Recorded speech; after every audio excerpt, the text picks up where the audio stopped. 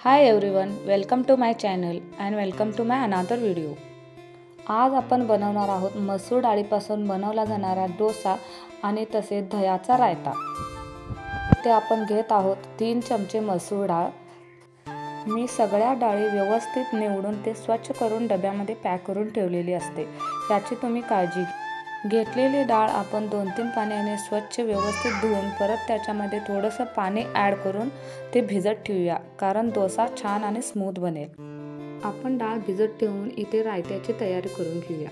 रायता बनवण्यासाठी मी 4 ओल्या मिरचीचे तुकडे, परत लसणाच्या काही तुकड्या, जिरं, कोथिंबीर आणि चवीनुसार मीठ घालून ते मिक्सरला लावून घेते।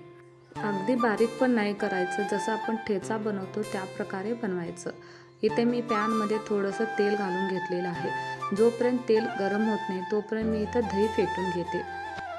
तेल गरम झालेलं आहे। तेलामध्ये थोडंसं जिरं, मोहरी, परत थोडंसं हळद, हिंगसुद्धा तुम्ही घालू शकता। थोडंसं मी नमक टाकलेलं आहे आणि आपण जे मिक्सर तयार केलं होतं ते घालून थोडंसं त्याला वाफवून द्यायचं। मी थोडंसं मध्ये फ्लेम बंद करून त्याला वाफवलेलं आहे आणि मी आता त्याच्यामध्ये दही ॲड करत आहे।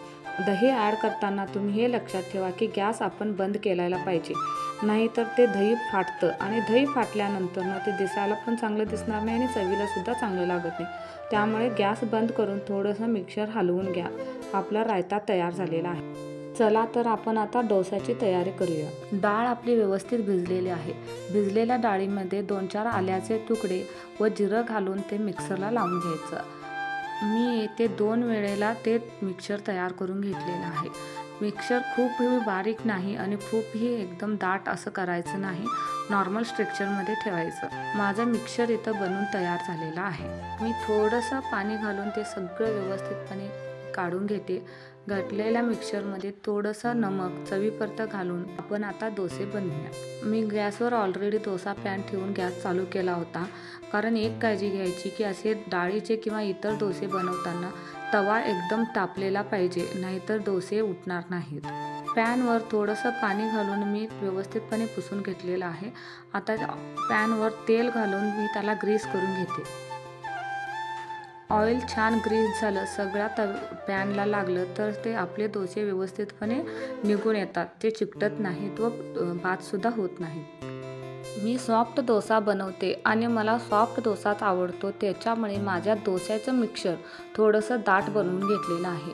मला पेपर डोसा आवडत नाही आणि आमच्या घरामध्ये जास्त पेपर डोसा कोणी खातसुद्धा नाही, त्याच्यामुळे आणि माझं मिक्सरचं स्ट्रक्चर खूपच दाट झालेलं आहे, त्याच्यामुळे हे बघा असं एकदमच ते स्पंजी झालेलं आहे डोसा। मी मिक्सरमध्ये थोडंसं पाणी ॲड करून त्याला थोडंसं पातळ करून घेते, कारण एकदम दाट झाल्यामुळे ते व्यवस्थित नाही होत। हे बघा डोसा अगदी छान असा निघून तयार होतो आणि फाटतसुद्धा नाही। मी 2 डोसे प्रिपेअर करून घेतलेले आहे। मसूर डाळीचा डोसा खायला हेल्दीसुद्धा आहे आणि हा डोसा बनवण्यासाठी जास्त प्रिपरेशनसुद्धा करायला लागत नाही। अगदी झटपट 15 ते 20 मिनिटात बनवून तयार होतो। डोसे बनवण्यासाठी जास्त पूर्वतयारी करायची आवश्यकता नाही। झटपट भूक लागली असेल तर आपण असे हे डोसे बनवून खाऊ शकतो आणि कमी वेळेतसुद्धा बनवून तयार होतात, त्याच्यामुळे आपला वेळसुद्धा वाचतो।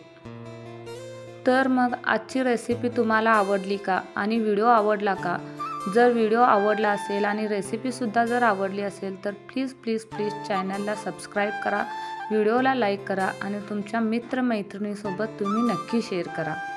आणि मी जो दह्याचा रायता बनवला आहे तो तुम्ही डोस्यासोबत, भाकरीसोबत, राईससोबत सुद्धा खाऊ शकता आणि चवीलासुद्धा एकदम छान लागतो आणि झटपटसुद्धा बनतो। बघा आमचे डोसेसुद्धा तयार झालेले आहेत आणि ह्या दह्याचा रायता, आणि बघू शकता तुम्ही डोसे एकदम सॉफ्ट स्ट्रक्चरमध्ये बनवून तयार आहेत, अगदी छान, आणि तुम्ही हे लहान मुलांनासुद्धा देऊ शकता।